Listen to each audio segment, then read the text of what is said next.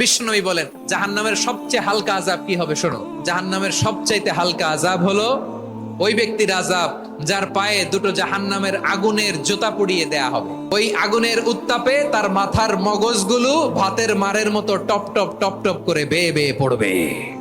নাউজুবিল্লাহ পড়বেন না?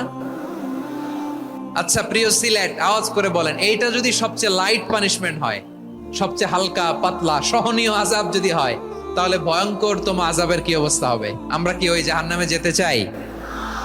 জাহান্নামের অবস্থা এত ভয়ঙ্কর হবে, জাহান্নামের ভেতরে লক্ষ লক্ষ কোটি কোটি কাফির মুশরিককে দেওয়ার পরেও জাহান্নাম বলবে হালমিম মাজিদ, আরো আছে নাকি, আরো দাও।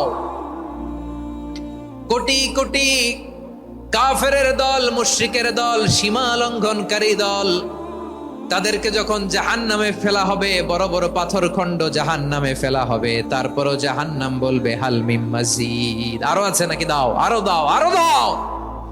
আমার ক্ষুধা নিবারণ হয় নাই। জাহান্নামে তো উত্তপ্ত হবে, জ্বলন্ত হবে, ভয়ঙ্কর হবে। জাহান্নামের এক অংশ আরেক অংশকে খেয়ে ফেলবে। আল্লাহু আকবার। ফেরেশতারাও টালমাটাল হয়ে যাবে। জাহান্নামের রক্ষী ফেরেশতারা কি করবে তারা নিজেরাও বুঝতে পারবে না। কোটি কোটি মুশরিক কাফেরদেরকে জাহান্নামে নিক্ষেপ করার পরেও জাহান্নাম ঠান্ডা হবে না, শান্ত হবে না, বলবে হাল মিম মাজিদ, আরো আছে নাকি, আরো দাও। তখন আল্লাহ তাআলার কুদরতি পা জাহান্নামের ভেতরে ঢুকিয়ে দিবেন। সুবহানাল্লাহ পড়তে পারলেন না মজা করে? কোনো কিছুতেই যখন জাহান্নামকে শান্ত করা যায় না, আল্লাহ তাআলা তার কুদরতি পা জাহান্নামে ঢুকিয়ে দিবেন। দেয়ার